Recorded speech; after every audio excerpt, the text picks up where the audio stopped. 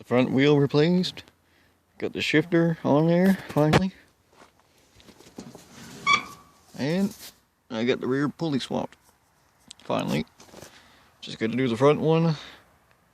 Rig up a bracket with a pulley there and one over there to kind of keep it away from the shifter. So, because the belt's going to be going around it. So I'm trying to go around.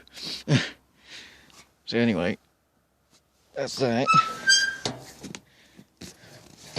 Shifter works, A1.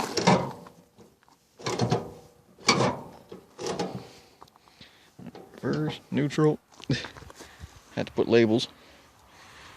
And the hood's mounted. There. And over there.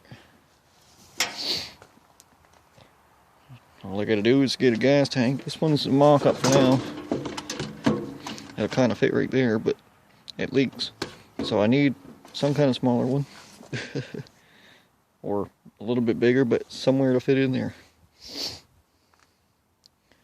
That's it.